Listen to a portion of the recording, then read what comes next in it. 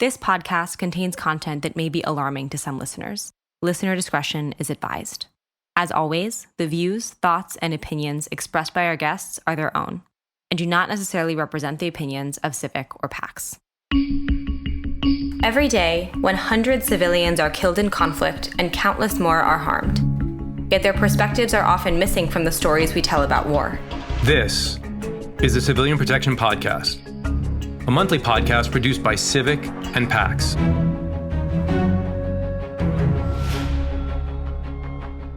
Hello, everyone, and welcome back to Season 3 of the Civilian Protection Podcast. I'm Annie Scheel, U.S. Advocacy Director at Center for Civilians in Conflict, or CIVIC. And I'm Mark Orlasco, Military Advisor from PAX. Our organizations both work in conflicts around the world to protect civilians caught in war. And this season, we will be exploring civilian protection issues in light of current events, as well as what the headlines might be missing. And for today's episode, we'll be focusing on the conflict in Sudan, which, since April, has continued to exact a horrifying toll on civilians. And to do that, joining us today is our guest, Kholood Khair, the founder and director of Confluence Advisory, a think and do tank previously based in Khartoum. Welcome, Kholood, and thank you so much for joining us. Thank you, Annie, Mark. Can you start by just telling us a little bit about yourself? Sure. I was splitting my time between London and Khartoum prior to the outbreak of the conflict. And I ran a think tank there that was trying to sort of figure out questions around governance, the economy, and peace and security, the sort of main issues plaguing Sudan during its transition after the fall of Omar al-Bashir. And for listeners who aren't maybe as familiar, can you start by explaining what is happening in Sudan right now and why? Well, for the past 4 months or so, there has been a very violent and very intense war between the Sudan Armed Forces and a paramilitary force called the Rapid Support Forces. The interesting thing about this case is that these are two parts of the same military security project. The RSF and the SAF were allies until very recently. They deposed Omar al-Bashir together after 30 years of his dictatorship. They led a coup together in October of 2021, and they effectively ran the military-led government during the transition together. But cracks had started to show almost as soon as they deposed Omar al-Bashir, in that they had wanted very different things. And this came to a head, really, after the coup of October 2021, when their interests diverged markedly. They had very different income streams, they had very different foreign policies, they had very different ideas about how they wanted to consolidate the coup that they had led together. And so they had started to create constituencies for these very differing views.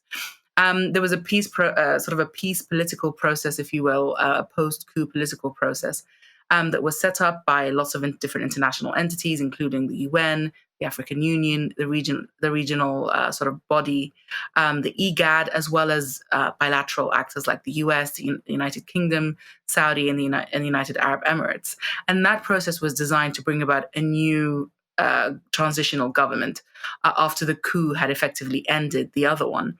But this process and the agreement that it enshrined ended up tipping the balance of power between the two generals at the helm, General Burhan for the Sudan Armed Forces, and the head of the Rapid Support Forces, General Hemeti.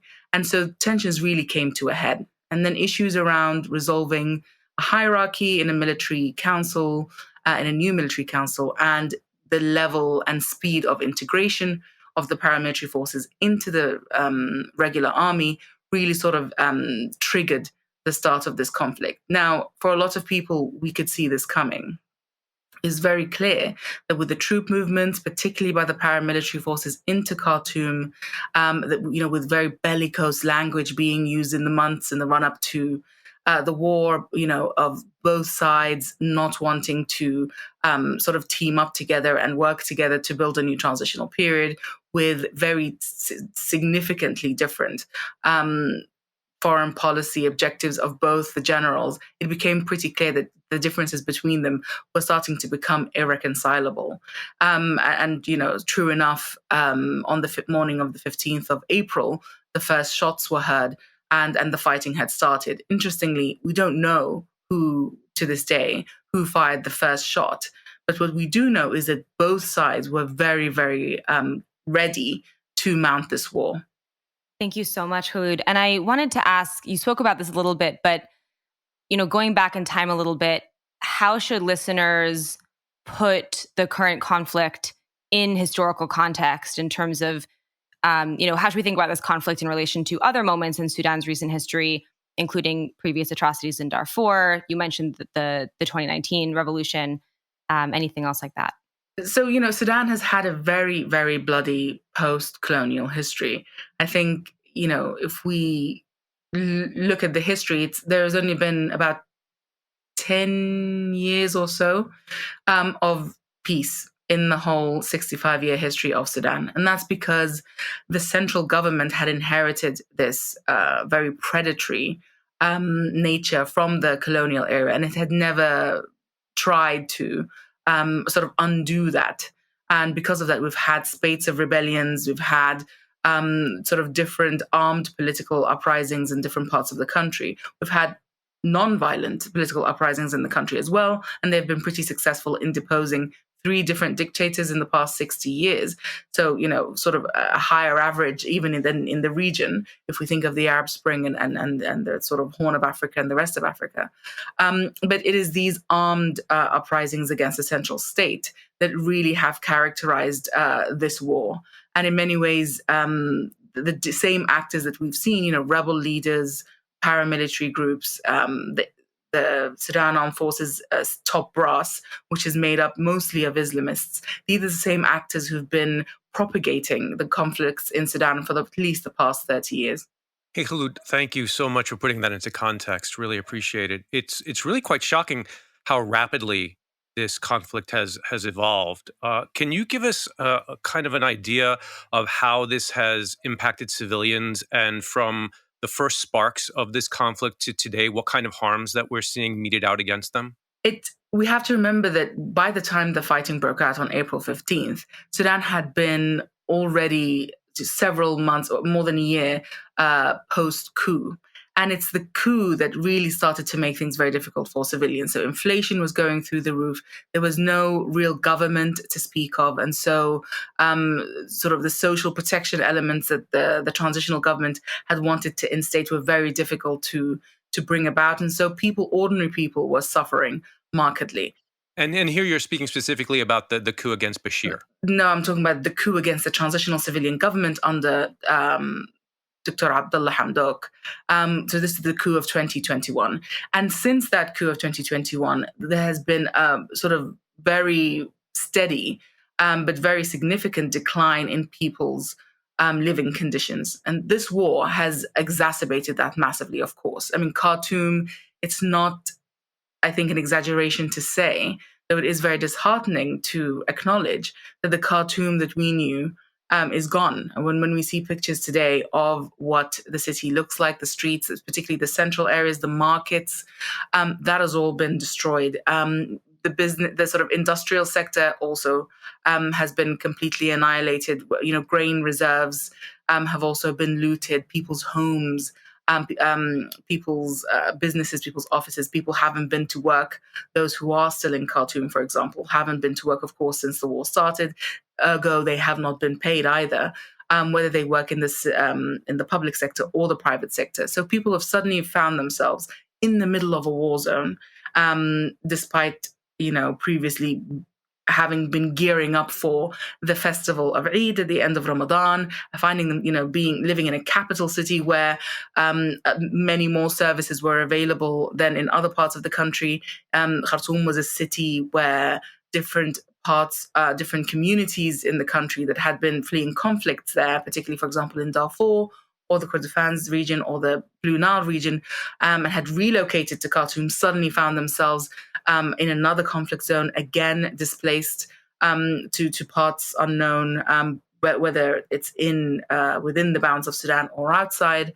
And there's this massive upheaval, without money, without security, without shelter, with a food insecurity crisis that is coming to I would say, famine stages probably by September, by the harvest season. And so it's been a seismic change for civilians. There's also been a war economy that has exacerbated the pre-existing inflation that was, I think, the third in the world. And so people's lives were pretty terrible before the war, and now they are, sort of cataclysmic. They're not able to, frankly, live and survive in ways that they could before. All of their previous coping mechanisms cannot stand up to the sort of degradation that we've seen since the war. And so displacement has been rife. Conservative estimates are that there have been around 4 million people displaced.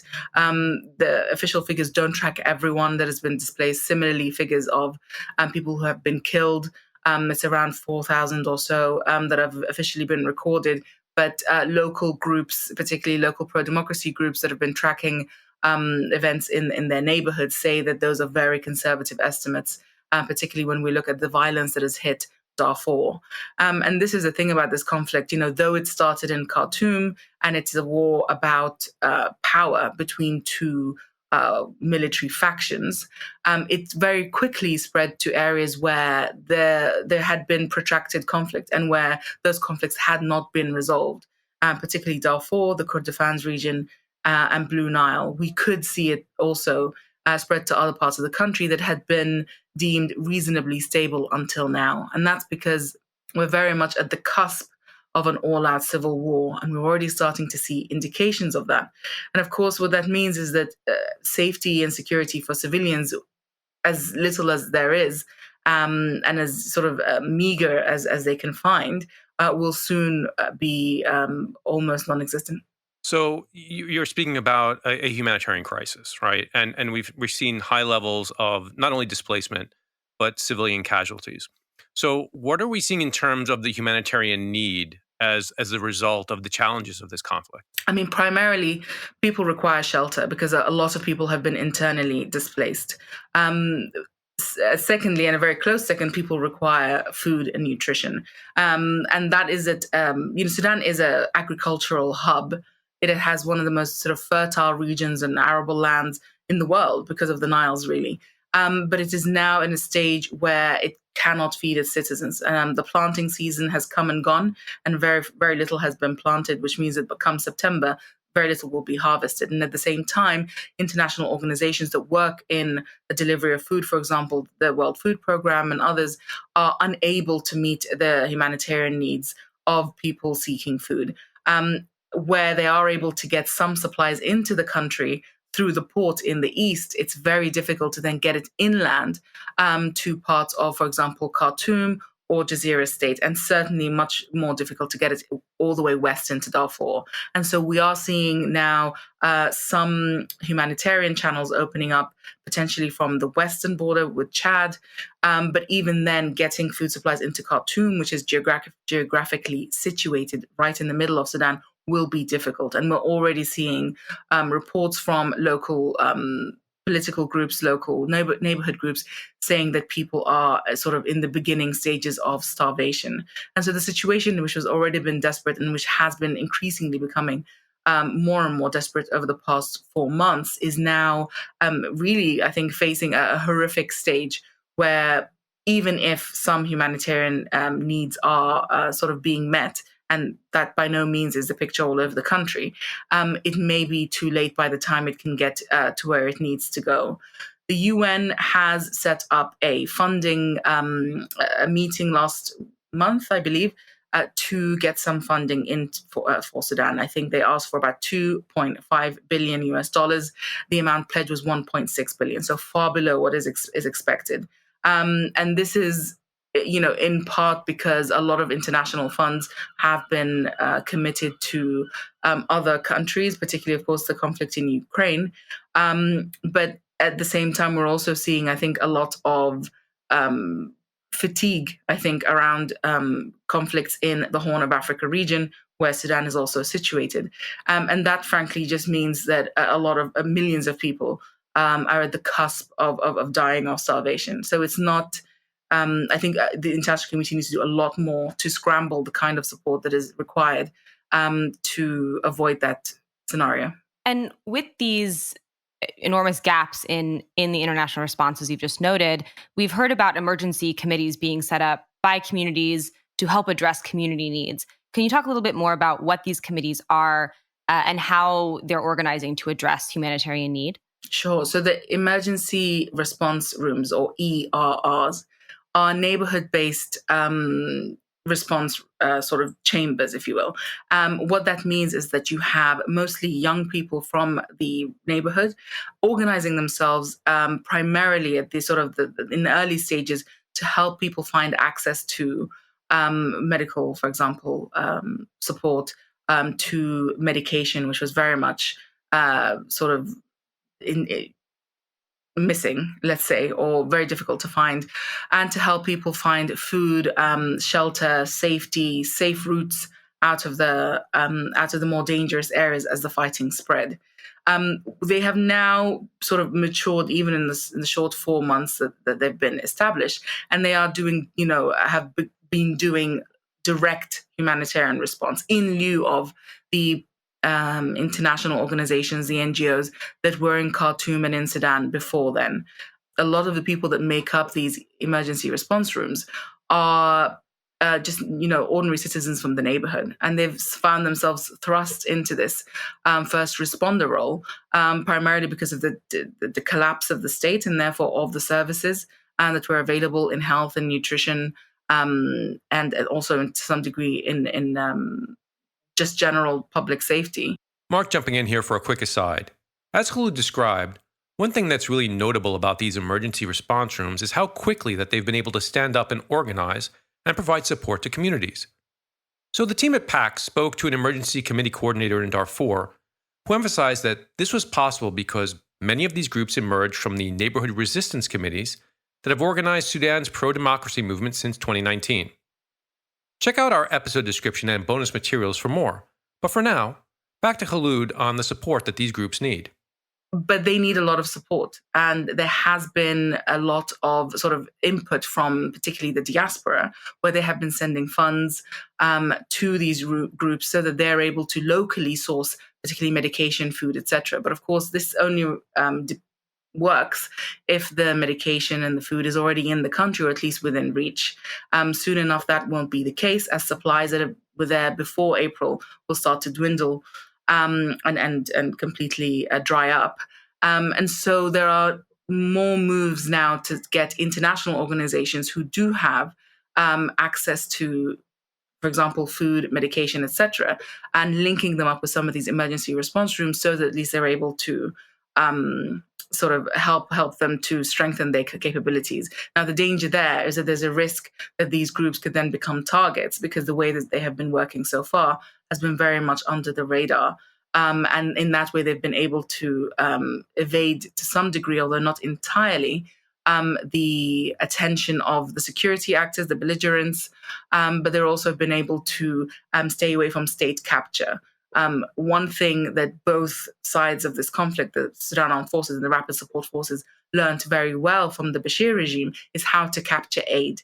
And both of them have sort of set up, well, the Sudan Armed Forces already had the National Humanitarian Aid Commission, which it started to instrumentalize for its own purposes to capture aid. And now we've recently seen the Rapid Support Forces set up its own body precisely to do that. There have to be sort of, I think, smarter ways of working. The usual humanitarian means of delivery, the business as usual, no longer applies in this context. And we have, an opportunity here to actually get aid to where it needs to go, rather than working with these quote unquote formal institutions that won't actually take aid to where it needs to go, but instead working with local groups in a way that they deem safe, and in a way that they believe will maximize their ability to deliver. But that is still sort of a process of sort of trying to figure out what that looks like and how best to maximize on those opportunities. Are there other ways that you're seeing civilians and communities organizing to protect themselves, to meet their needs, and or other ways that the international community should be supporting those kinds of movements and local expertise, as you noted? Several weeks ago, the head of the Sudan Armed Forces, General Burhan, put out a general mobilization. So he effectively said, all able-bodied young men, and I think some women as well, should take up arms and come to the nearest army military base for training. Now, some people have heeded that call, in large part because of the sense of insecurity they have felt and the breakdown of law and order. Now, what the paramilitary forces have been doing almost since the start of this war is invading people's homes, committing all sorts of abuses, particularly sexual abuses against primarily women, but not exclusively, and girls. And people have felt a dire sense of lack of security and a complete breakdown of rule of law. The police force has been completely absent, of course, and therefore people have been moved to take up arms themselves. Now, some people have done so without answering the call of the Sudan Armed Forces and going to the nearest camp. But there have been reports of civilians arming themselves effectively, those who have stayed in situ and have not moved, arming themselves in preparation for a home invasion, in preparation for being sort of caught up in the conflict. Now, obviously, if that happens at scale, then what you have effectively is a civil war. You no longer have a fight in urban settings between two sort of formalized military forces, but you have ordinary civilians picking up arms, at which point not only will it become very dire for civilians and the death toll we can expect to rise very sharply, but it also means that, mediating and ending this conflict will no longer be, will be far less straightforward. Let's put it that way. You won't have to deal with just two primary belligerents, but a whole host of different groups. So we might also see the defragmentation of the two main groups, the Sudan Armed Forces and the Rapid Support Forces, if the more local conflict dynamics supersede the conflict going on at the national level, which to some degree we have seen not just in Darfur, but in some of the Kordofan regions. And so, I think the element, the necessity here is one of speed for the international community. If there is to be an effort that is put forward to genuinely deal with the issues that this war brings to the fore, one, it has to be fast, at least fast enough to try and seize the military nature of this so that it doesn't become more complex, but at the same time to try and save life as much as possible, which is not something that we have really seen any of the negotiation platforms really taken to mind. But there's an opportunity here to try and formulate a different state setup for Sudan. And that requires more engagement with civilian actors. And so far, we simply haven't seen enough civilian engagement, either in the US Saudi sort of talks in Jeddah, nor in the Egyptian neighboring countries initiative, nor in the IGAD or AU tracks that we have seen in Nairobi and in Addis Ababa. Civilians have been markedly missing from all of those talks so far. And what that means effectively is the way that this conflict could be resolved is through a power sharing deal between the two armed belligerent groups, leaving very little space for sort of civilian voices. Now, obviously, what that means is that we'll effectively be pushing pause on this conflict rather than ending it, because at any point in the future, the same issues that led to this war could sort of come to the surface, and we could see this war reignite at a later stage.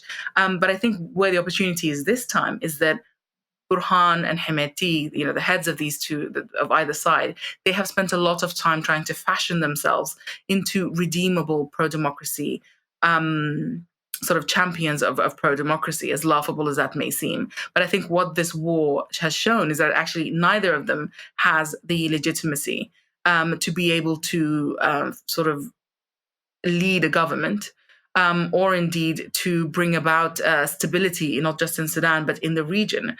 And therefore, both of them have effectively forfeited any claim to be either heads of state or indeed part of a future government. So there is a real chance here to engage civilians, to bring about a civilian pro-democracy dispensation in Sudan, but it has to be taken seriously, and it cannot just be a sort of an afterthought to talks of a ceasefire between the two belligerents. So you've spoken about the potential for resolution to the conflict.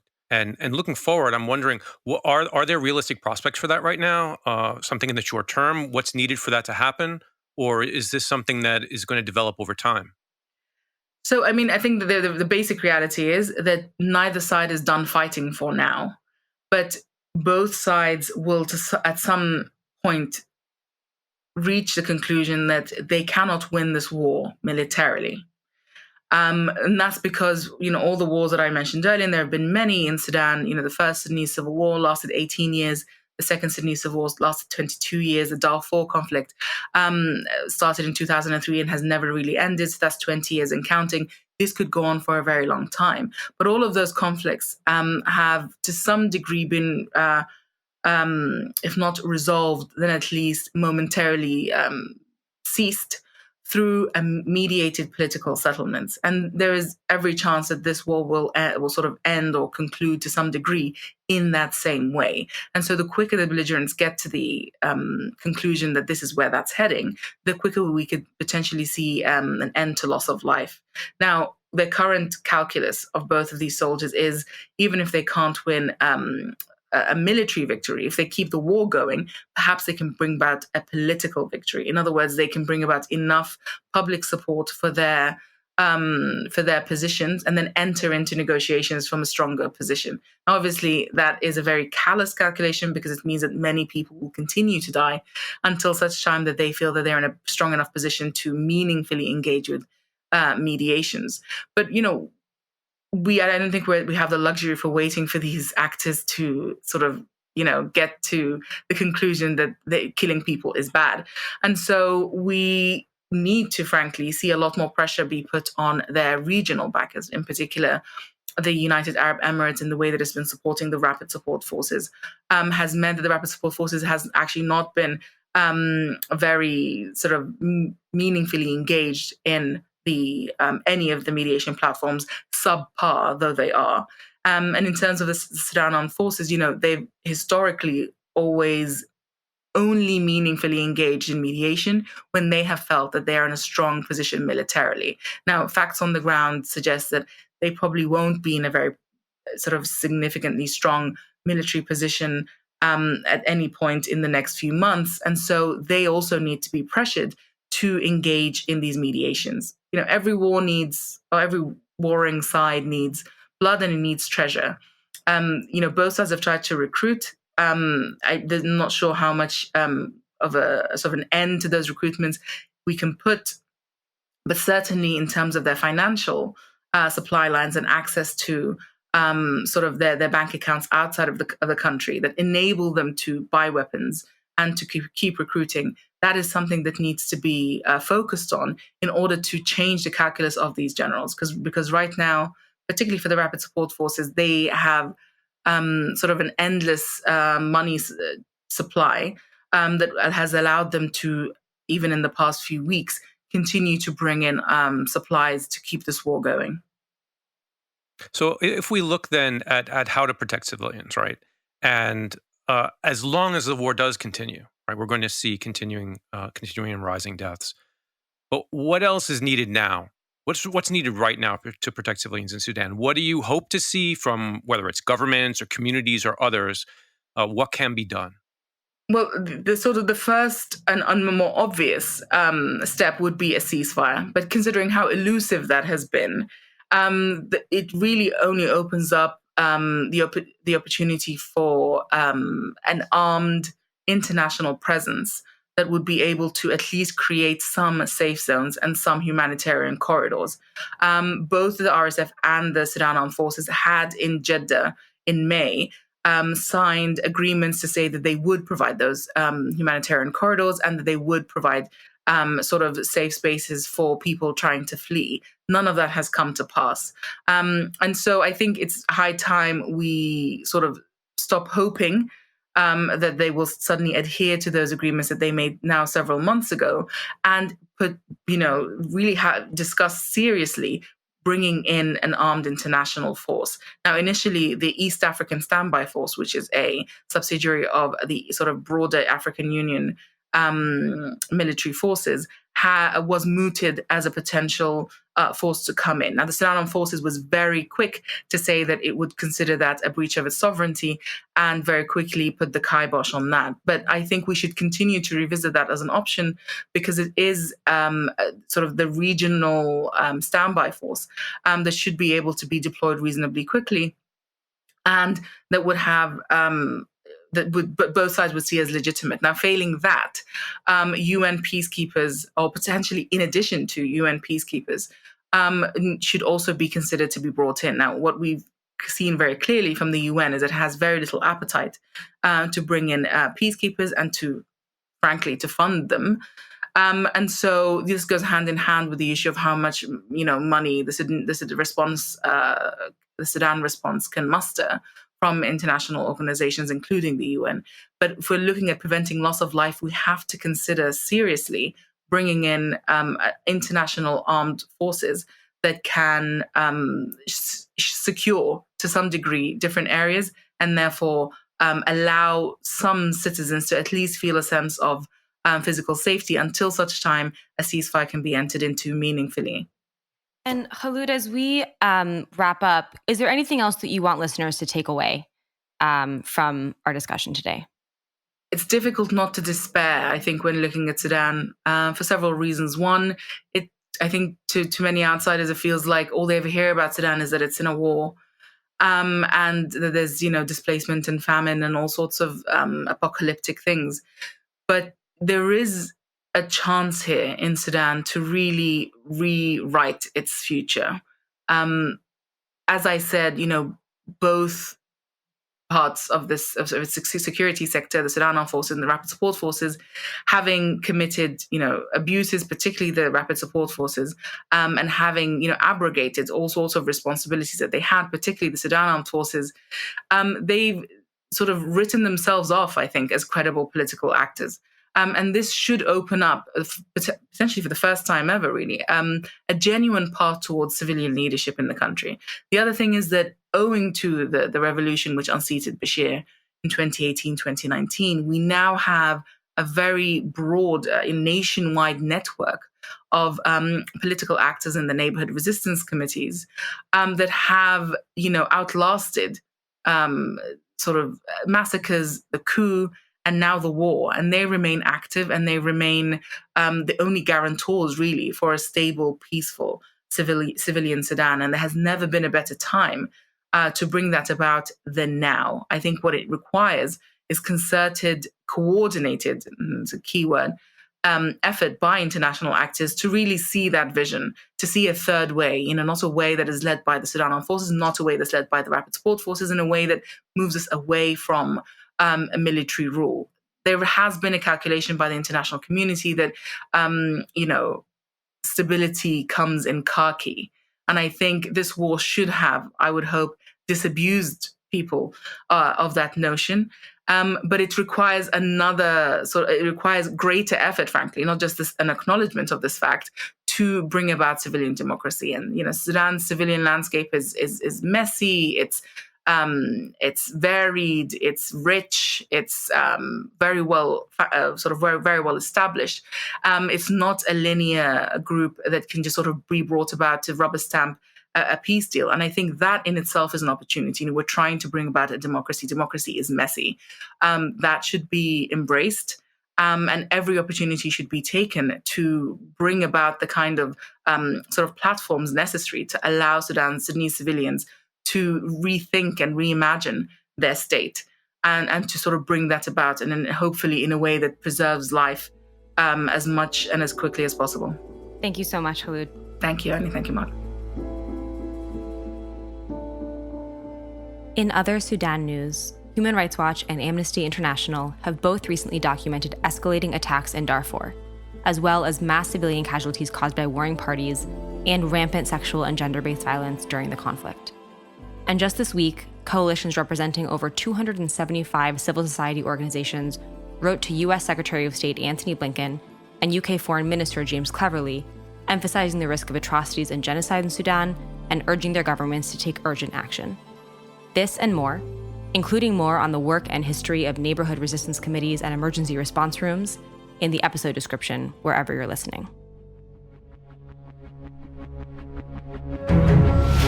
That's it for today's episode of the Civilian Protection Podcast. The Civilian Protection Podcast is brought to you by Center for Civilians in Conflict and PAX, two NGOs working to improve the lives of civilians in conflict. Today's episode was written by Annie Scheel, Mark Arlasco, Aaron Bell, and produced by the Podcast Guru. Hajar Naili and Matt Longmore made sure we're online. Thank you to our guest, Kholood Khair, for joining and sharing her expertise.